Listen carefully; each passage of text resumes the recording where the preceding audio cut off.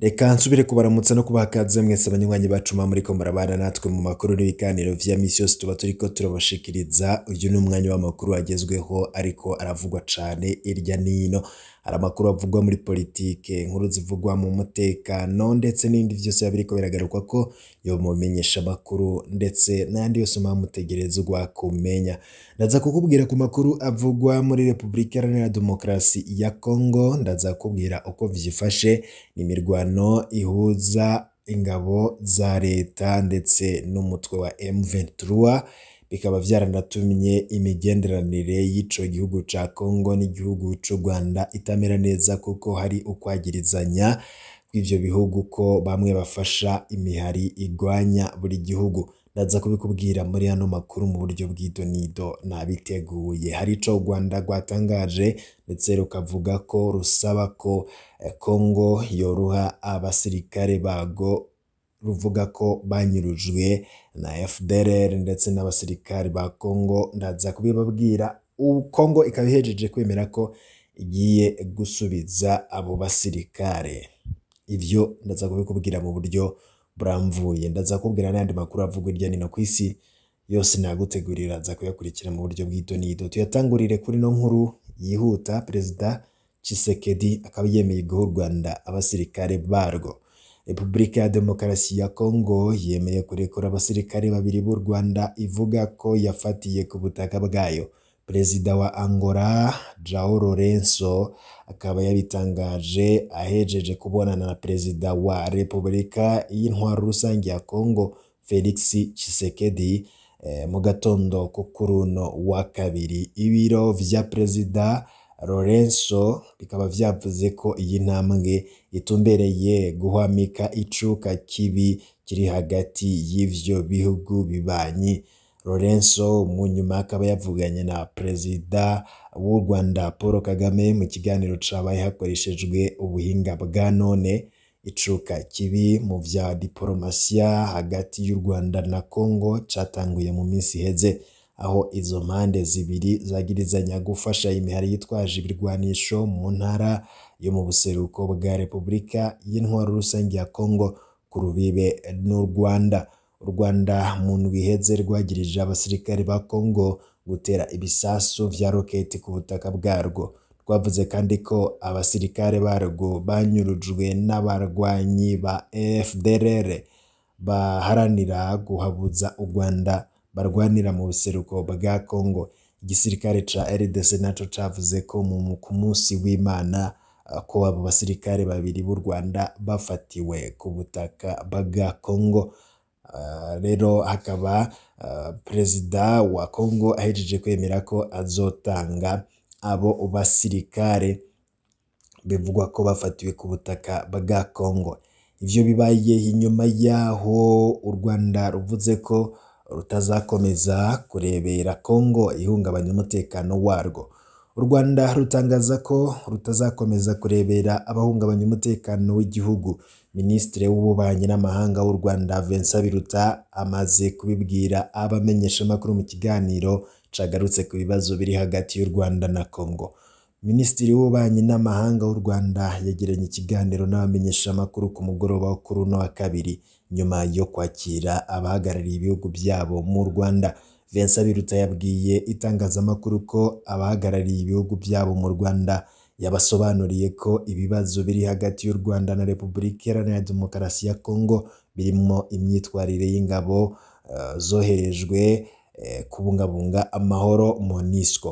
U Rwanda rukaba rushinja Kongo gushimuta abasirikare babiri barwo mu gihe rwo rushinjwa gushigikira umutwe wa M23.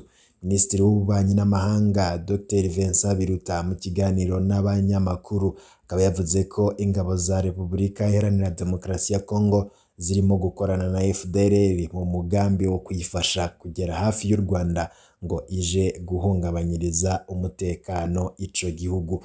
Mushikiranganje Biruta akaba yumvikanishije ko amakuru u Rwanda rufise ari uko ingabo za Republika ya Demokarasi ya Kongo zifatanyije na FDLR baza kurwana babahaye impuzankano, akaba rero aribo bashira imbere muri gahunda ya FDLR ifite yo kuja bakora ibikorwa vy'iterabwoba mu Rwanda. Uyo mushikiranganje Biruta akaba yasiguye ko basobanuriye abahagarariye ibihugu vyabo mu Rwanda ubushotoranyi bwakozwe na Congo, aho yagiye itera ibisasu mu Rwanda byakomerekeje abaturage ndetse bigasenya n'ibikorwa remezo.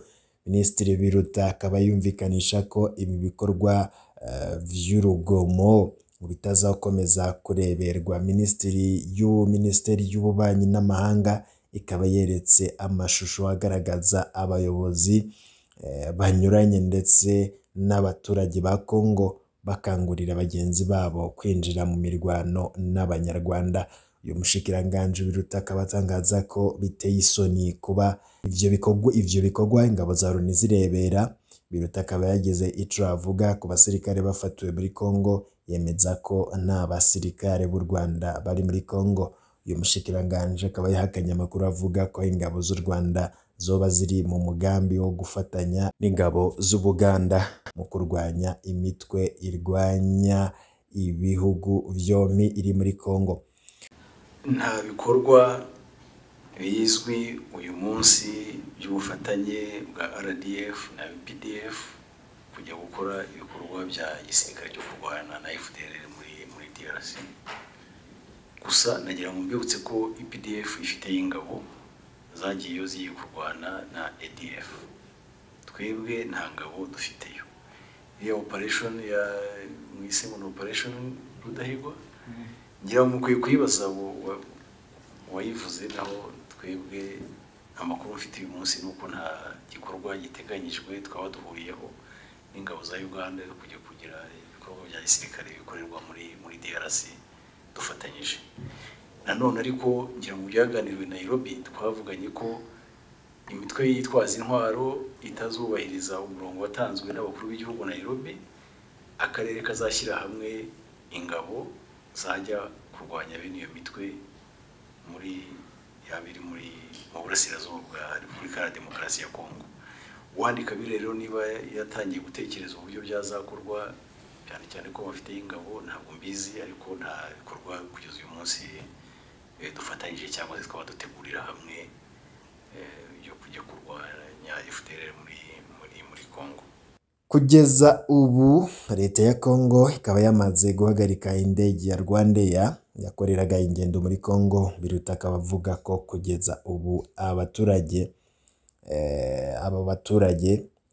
begeranye na Repubulika Iharanira Demokarasi ya Congo basabwa kwitwararika mu ngendo bakorera muri kiriya gihugu. Mu bindi biriko biravugwa cane irya nino, tugaruke ku makuru avugwa kw'isi, turabe ku gihugu c'Uburusiya ndetse na Ukraine. Hari intambara Uburusiya burimwo na Ukraine. Uburusiya bukaba bugenzura hafi igisagara cose ca Sievierodonetsk ca Ukraine. Uburusiya bugenzura igice ca kabiri c'igisagara Sievierodonetsk co muri Ukraine, gihambaye kandi gitanga umuhora ukwigarurira intara ya Donbass irangwamwo amahinguriro menshi. Buramatari w'intara ya Luhansk Serhiy Gaidai akaba yavuze ko inyuma y'iminsi haba gutana mu mitwe gukomeye hagati y'abasirikare b'Uburusiya n'aba Ukraine, Uburusiya bugenzura hafi igisagara cose ca Sievierodonetsk, ariko akavuga ko bataragikikuza. Haruhande y'iyi nsinzi y'Uburusiya ku rubuga rw'intambara, umutegetsi yajejwe ivy'imigenderanire mu bumwe bwa Buraya Joseph Borrell akaba yavuze kuri uno wa kabiri ko ibihano ubumwe bwa Buraya bwafashe ku gitoro c'Uburusiya bizotuma Perezida Putin akehanirwa amafaranga yo kubandanya intambara. Abakuru b'ibihugu vya Buraya ku munsi wa mbere barumvikanye ku guhagarika 2/3 vy'igitoro vyose bakura mu Burusiya. Uburusiya bukaba bwishuye kuri iyo ngingo y'Uburaya mu guhagarika umwuka wa gaze bushorera ku mugabane wa Buraya. bwavuze ko bugiye kwima gaze ibihugu vyanse kuriha mu mafaranga y'Uburusiya y'amarube. Ngaya amwe mu makuru yaragizwe yavugwaga cane irya nino banywanyi bacu, amakuru tubashikiriza umunota ku yundi. Iyo wafyonze kuri subscribe agushikira mu bambere. Turazikoma mukurikiye amakuru n'ibiganiro bivugwa irya nino, ntandi hantu naho mushobora kubironka atari ngaha kumbonesha kure yacu kandi yanywa ICTV. Mukanya ndaza ngushikiriza n'ibindi biriko biragarukwa ko irya nino yo mu bimenyesha makuru ndetse n'andi makuru yose tuba twabatohoreje.